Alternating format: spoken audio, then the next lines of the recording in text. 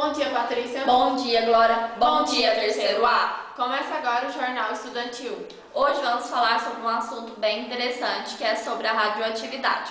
O fenômeno de radioatividade foi observado pela primeira vez em 1896, quando o francês Henri Becquerel estudava os efeitos da luz solar sobre materiais fosforescentes. Glória, o que é radioatividade? Radioatividade, Patrícia, é a propriedade de determinados tipos de elementos químicos radioativos que emitem radiações, um fenômeno que acontece de forma natural ou artificial. A radioatividade natural ocorre através de elementos radioativos encontrados na crosta terrestre e na atmosfera.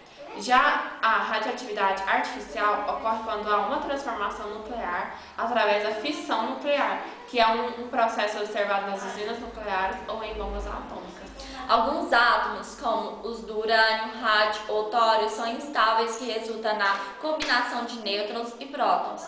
A liberação de energia radioativa acontece quando há uma transformação do núcleo instável e o núcleo começa a perder partículas alfa, beta ou raios gama.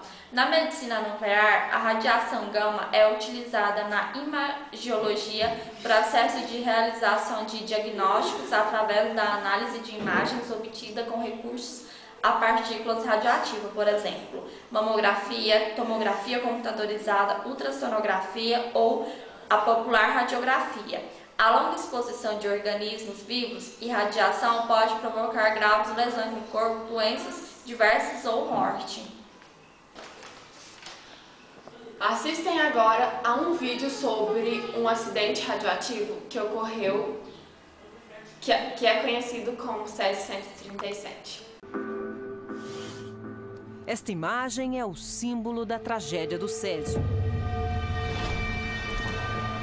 Nos túmulos diferentes e isolados estão os corpos de 3 adultos e de uma menina, Leide das Neves Ferreira, de 6 anos, a primeira vítima do maior acidente radiológico do mundo.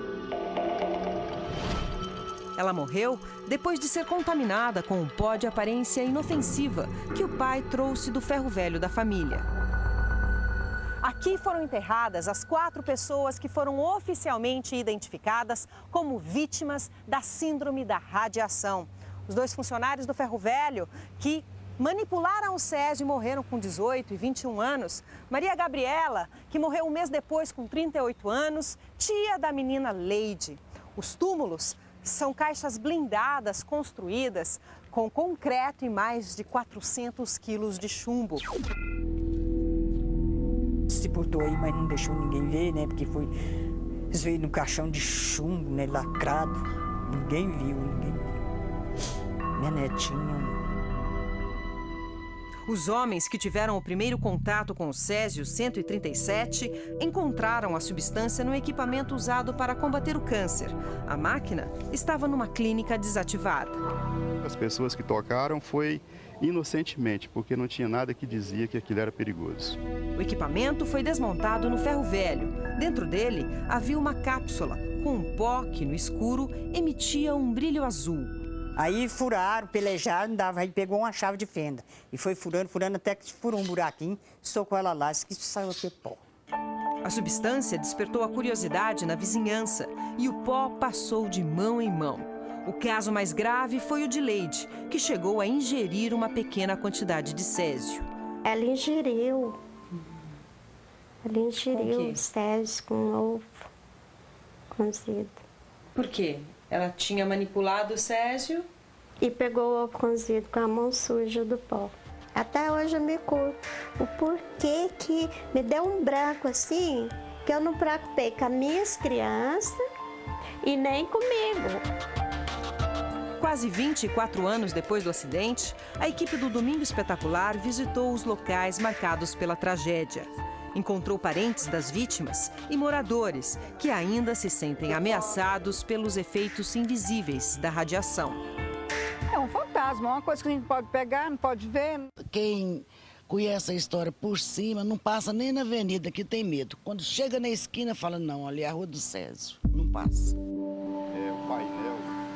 Odson é tio de Leide e presidente da Associação das Vítimas do Césio. Ele teve as mãos desfiguradas depois de tocar e esfregar o pó. Eu toquei no material, me contaminei.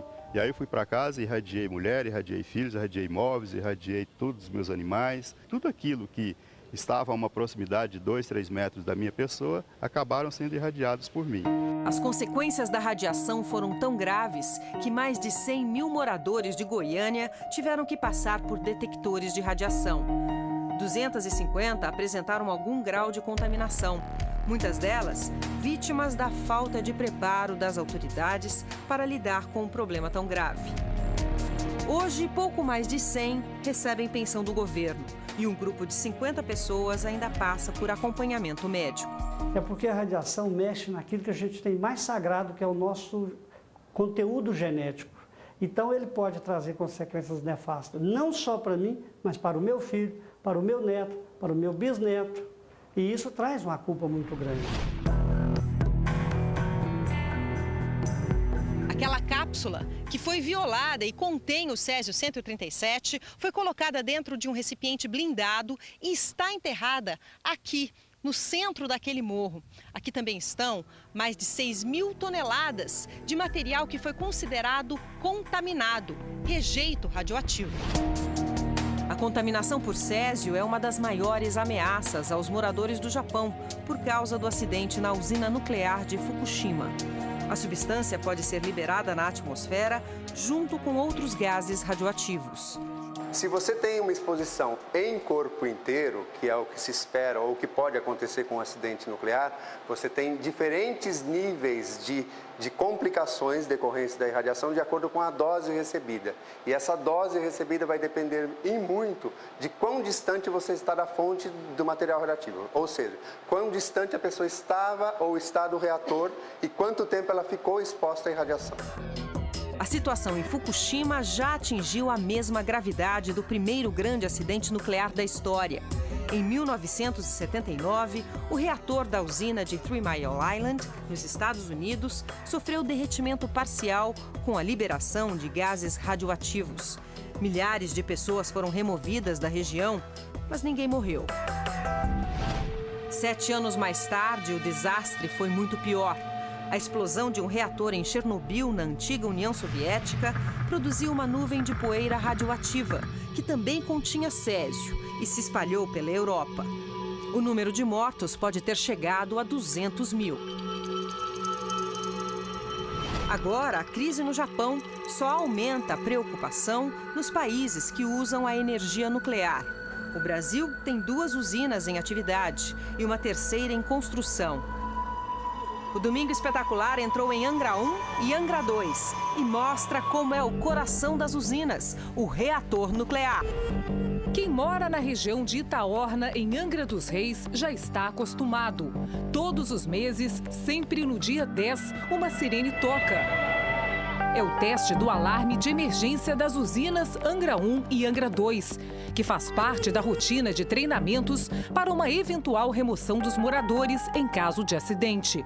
Esse treinamento acontece até com o Exército, com a Marinha.